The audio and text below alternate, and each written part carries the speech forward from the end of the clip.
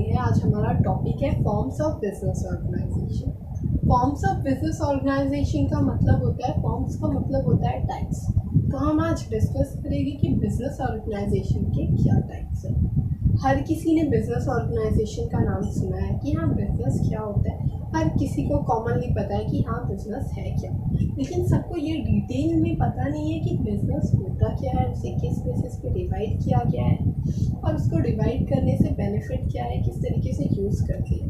तो आज जो हम डिस्कस करने वाले हैं वो ये डिस्कस करेंगे कि बिजनेस ऑर्गेनाइजेशन में उसको किस बेसिस पे डिवाइड किया गया है और उसके टाइप्स क्या है। तो हम जो कमर्शियल ऑर्गेनाइजेशन देख रहे हैं, कमर्शियल ऑर्गेनाइजेशन का काम क्या रहता है कि कमर्शियल ऑर्गेनाइजेशन इंगेज रहती है क्या चीज़ में, कमर्शियल बिजनेस एक्टिविटीज़ में, जैसे मैन्युफैक्चरिंग, सर्विसेज। या तो कमर्शियल ऑर्गेनाइजेशन क्या करेगी, मैन्युफैक्चरिंग करेगी या तो सर्विसेज प्रोवाइड करेगी। तो कमर्शियल ऑर्गेनाइजेशन को भी दो पार्ट्स में डिवाइड किया गया है।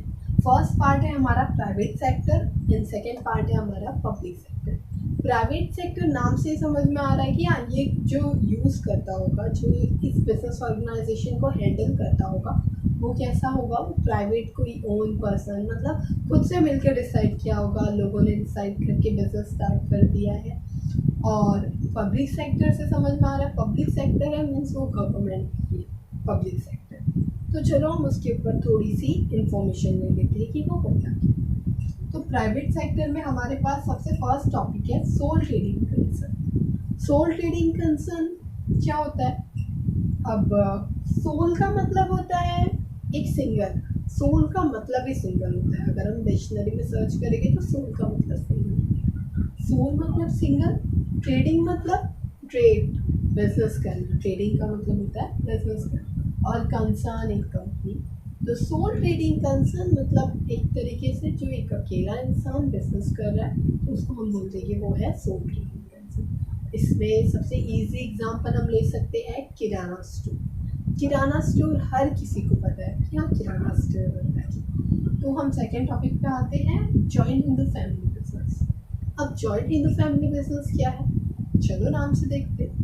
जॉइंट का मतलब होता है जुड़ा हुआ, और हिंदू, हिंदू की family, and Hindu family business means ये फैमिली क्या है, ये फैमिली जॉइंट है और वो क्या कर रही है, बिजनेस कर रही है। तो जॉइंट हिंदू फैमिली बिजनेस में जो फैमिली में मतलब सारे मेंबर्स, जैसे हम बोल सकते हैं बेटा बेटी, दादा दादी, चाचा चाची, मम्मी पापा, मतलब वो हर मेंबर्स को इंक्लूड करके अगर वो कंपनी स्टार्ट कर रहे हैं, वो लोग कोई बिजनेस चला रहे हैं, तो उस बिजनेस को हम क्या बोलेंगे, जॉइंट।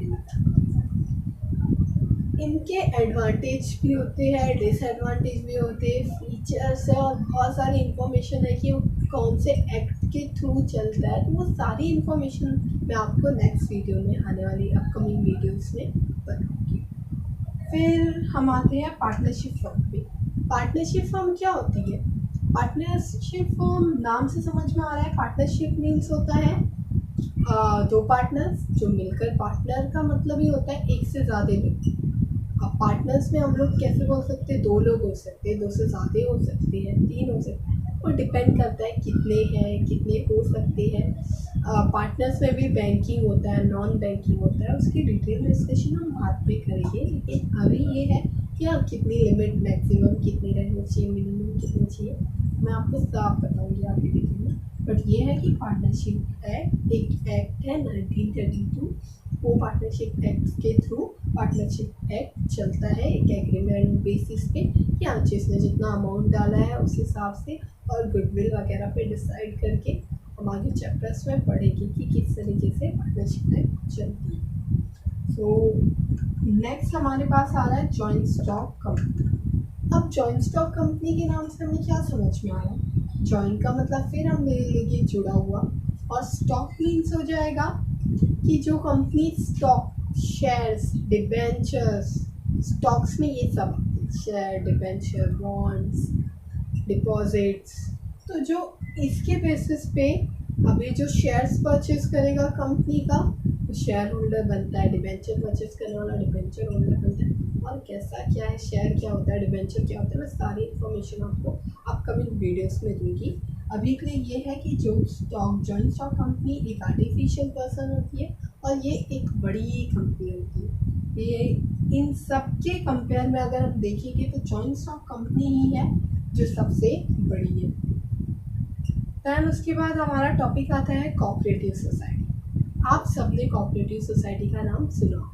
कोऑपरेटिव सोसाइटी में एक कंपनी, जैसे हम बोलेंगे कि हाँ कोई सोसाइटी है, सोसाइटी के मेंबर्स क्या कर रहे हैं, वो सब मिलकर पैसा कलेक्ट कर रहे हैं और उन पैसे से क्या कर रहे हैं, अमाउंट से जाकर वो लोग होल सेलर के यहाँ से कुछ सामान लेकर आते हैं और उस सामान को वो जितने में लाते हैं उसी अमाउंट में अब वो क्या करेंगे, हर एक मेंबर्स को डिस्ट्रीब्यूट कर देंगे। तो ये कोऑपरेटिव सोसाइटी का काम क्या होता है, ये प्रॉफिट मेकिंग नहीं होता है। ऊपर के सारे 4 प्रॉफिट मेकिंग है, सबको प्रॉफिट चाहिए जिसकी वजह से वो बिजनेस यूज कर चला रहा है। बट इनका काम क्या रहेगा, कोऑपरेटिव सोसाइटी का ये रहेगा सर्विस प्रोवाइड करने। ओके, तो प्राइवेट सेक्टर में ये 5 एंटिटीज़ है जिसकी मैंने इन्फॉर्मेशन आपको दी हूँ।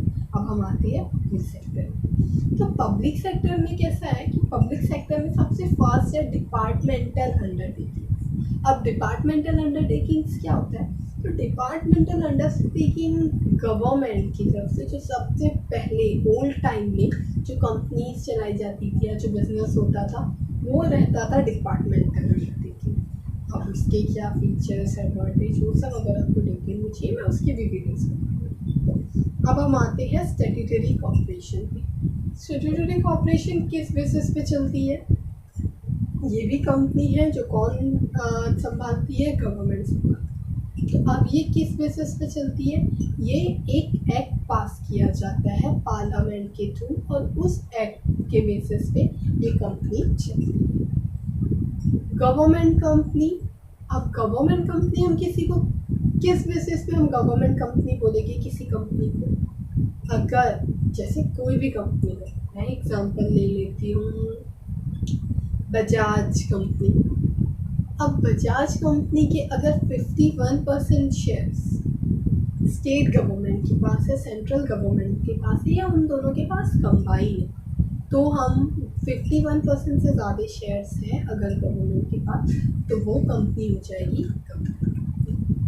तो आज हमने जो डिस्कस किया है, आई थिंक आप लोग को सबको समझ में आ गया होगा कि कमर्शियल ऑर्गेनाइजेशन किस बेसिस पे डिवाइड किया गया है और किस तरीके से उन्हें बताया गया है कि नाम क्यों ऐसा है और वो कंपनी कैसे चलती है। तो अभी के लिए इतना बस हुआ।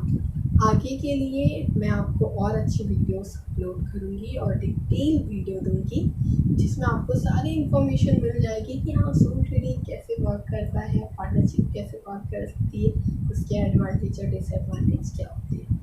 और हाँ, मैं आपको ये बता दूँ, ये बहुत ज़्यादा इम्पोर्टेंट है, एक तरीके से एग्ज़ाम के पॉइंट ऑफ व्यू से भी देखिए और नॉलेज के पॉइंट ऑफ व्यू से भी देखिए, क्योंकि ये बेसिक नॉलेज है और ये नॉलेज सबको रहनी चाहिए। लाइक कि अगर किसी ने पूछा कंपनी क्या है, हाँ आपको पता रहना चाहिए कि हाँ कंपनी क्या होती है। और बेसिकली कॉमर्स के स्टूडेंट रहते हैं, उन सबको पता रहता है, लेकिन ये कॉमन है, बहुत ईजी है, इसको समझने में भी ज़्यादा टाइम नहीं लगेगा। एक बार पता चल जाएगा ना तो ये लाइफ टाइम के लिए तो ये बेनिफिशियल है। इसको देखो और मेरे चैनल को लाइक, सब्सक्राइब और शेयर करो। अभी के लिए बाय, थैंक यू।